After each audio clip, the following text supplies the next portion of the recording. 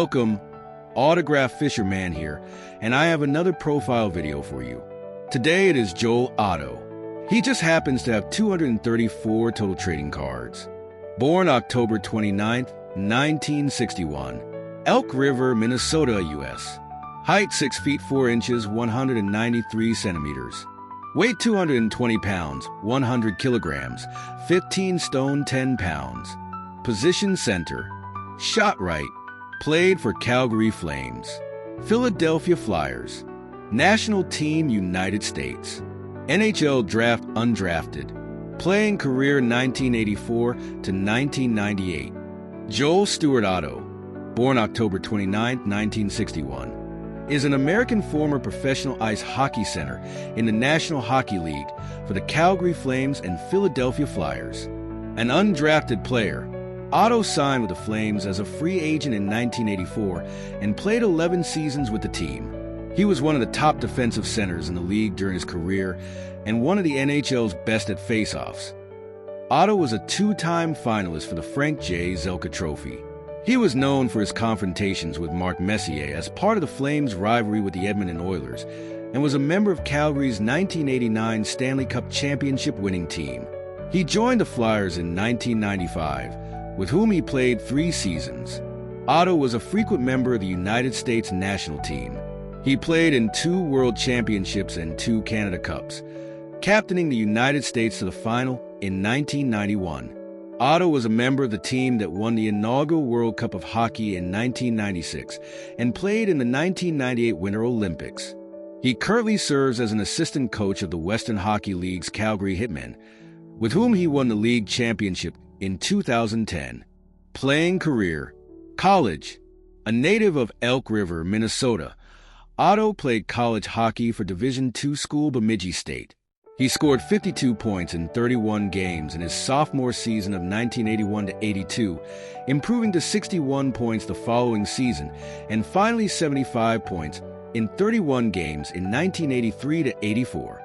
He was named to the Northern Collegiate Hockey Association First All-Conference Team and National Collegiate Athletic Association West All-American in 1982, 1983, and 1984.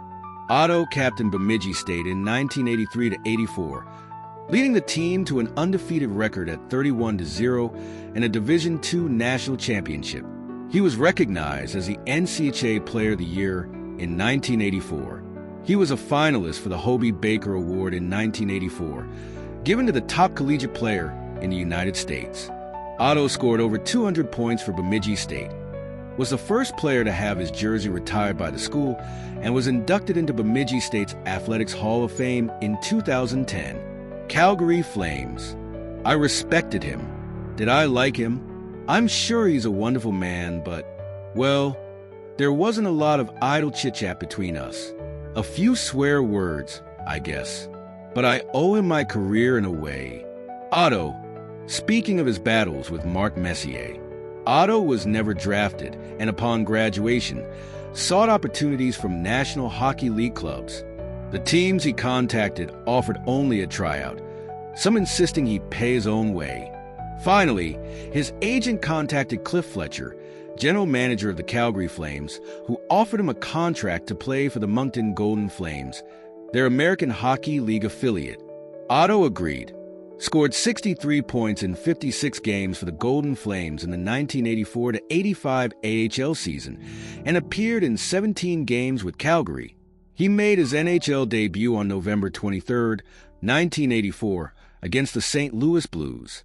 On March 1, 1985, he recorded his first point and assist against the Montreal Canadiens.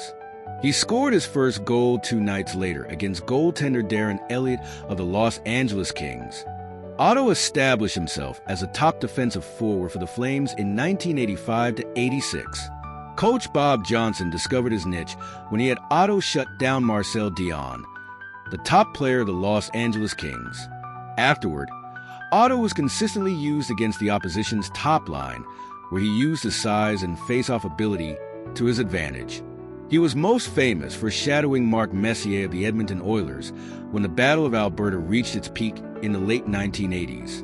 Otto later remarked that Messier was the reason he was in the NHL, as the Flames needed a big center who could match Messier physically, especially in the face-off circle. Johnson also used Otto in front of the opposition net to screen the goaltender. He struggled offensively early in the 1985-86 season, scoring only 2 goals in the first third of the year. But as he grew in confidence and saw increasing ice time, his offense improved. Otto finished the season with 25 goals and 59 points. He added 5 goals and 15 points in the playoffs as the Flames reached the Stanley Cup Finals. The Flames lost the series in 5 games to the Montreal Canadiens. Continuing to chip in on offense in the following seasons, Otto scored at least 50 points in each of his first 4 full seasons. He reached the 20-goal mark for the second time in 1988-89, a season he ended on an 11-game point-scoring streak. The Flames entered the 1989 Stanley Cup playoffs as the top team in the NHL and a prohibitive favorite against their first-round opponent, the Vancouver Canucks. Nonetheless, the Canucks forced the Flames into overtime of the 7th and deciding game of the series. Late in the first overtime period, Otto rushed toward the net as Jim Peplinski carried the puck up the right sideboards. Peplinski's shot was kicked in by Otto past Vancouver goaltender Kirk McLean. Otto was credited with the series-winning goal. He scored a total of 19 points in 22 playoff games as the Flames won their first Stanley Cup championship in franchise history. Considered one of the league's best face-off men and a top two-way forward, Otto was frequently the subject of inquiries by other teams in trade talks, which the Flames refused. He scored his 100th career goal on October 30th, 1990, against the New Jersey Devils and his 300th point on October 4th, 1991, against Edmonton. He was the Flames nominee for the Bill Massive Memorial Trophy in 1991-92, a league award given for dedication and perseverance. His role with the Flames changed into the 1990s as the team placed greater emphasis on his defensive play into the 1990s, though he surpassed 50 points for the 5th time in 1992-93. Otto was also named a finalist for the Frank J. Zelka Trophy as the league's top defensive forward that season. He was again named a finalist for the Zelka Trophy in 1994-95. Philadelphia Flyers. Otto hoped to remain in Calgary after his contract expired, following the 1995 season. But with the Flames facing financial difficulties as the NHL salary structure rapidly changed, the team was unable to agree to a new contract. He was among the most sought-after players in free agency and was pursued by the New York Rangers, who hoped that he could help their team shut down Eric Lindros of the Philadelphia Flyers. Otto considered the offer and thought if the Rangers thought that highly of their opponent, he would be better off playing with Lindros than against him. Otto signed a 3-year contract with the Philadelphia Flyers on July 21, 1995. He scored 41 points in 67 games in 1995-96, including the 500th of his career, when he notched a goal and an assist in a 5-4 win over the Edmonton Oilers on March 13, 1997. Still regarded as one of the league's top defensive centers in 1996-97, Otto helped the Flyers reach the 1997 Stanley Cup Finals, which they lost to the Detroit Red Wings. He scored only 7 points in 68 games in 1997-98 after recording 32 the season before, and had lost some of his skating speed. Following the season, Otto announced his retirement. International. Otto made his debut with the United States national team at the 1985 World Ice Hockey Championships. He appeared in 10 games, scoring 2 goals. His goal against Czechoslovakia helped the U.S. complete its 3rd of 3 consecutive upset victories, including defeats of Canada and Sweden that left the United States in 2nd place after the preliminary round. The Americans ultimately finished 4th in the tournament. Otto played in a 2nd World Championship in 1990, scoring 6 points in 9 games for the 5th place Americans. The 1987 Canada Cup was Otto's first appearance in a best-on-best tournament. He appeared in 5 games for the 5th place Americans and returned as the captain of the American squad that entered the 1991 Canada Cup. Otto scored 2 goals in a 7-3 victory over Finland in the semifinal to lead the United States into its first championship game in 5 Canada Cup appearances.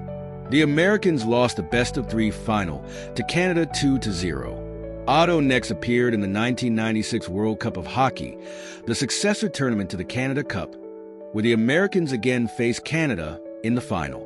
Otto and his teammates defeated Canada to claim the inaugural World Cup title. His final international appearance came at the 1998 Winter Olympics. At 36, Otto was the oldest player on the American team and was counted on to contribute to the American team as a checking center. He appeared in 4 games for the 6th-place Americans. Off the ice, Otto and his wife Carrie have 2 children together. The family settled in Calgary, but returned to Minnesota for various events. Following his retirement as a player, Otto worked for Calgary law firm McLeod-Dixon as a professional player consultant and later for a company that manufactured golf clubs. Otto is active within the community. As a player with the Flames, he was a spokesman for the Calgary Children's Milk Fund Society and was named the recipient of the Ralph T. Scofield Humanitarian Award in 1993 in recognition of his leadership and community involvement. Otto remains active with the Calgary Flames Alumni Association and in 2004 joined the Calgary Hitmen of the Western Hockey League as a spokesman for their Hitmen Kids community program. While he had worked with the University of Calgary Dino's hockey program for a couple seasons, following his retirement, Otto left to be closer to his family. He returned to the game in 2006 as an assistant coach for the Hitmen. He helped coach the Hitmen to the Ed Chenoweth Cup as WHL champions in 2009-10 and returned for his 5th season behind the bench in 2011-12. Canadian punk band Belvedere wrote a song about Joel Otto's career called 2 Minutes for Looking So Good. Well, that was another profile video. I hope you enjoyed. If you happen to have any thoughts about Joel Otto, let me know them in the comments. I would like to read them. Please remember to like, share, and subscribe. As always, until next time, keep on collecting. Bye.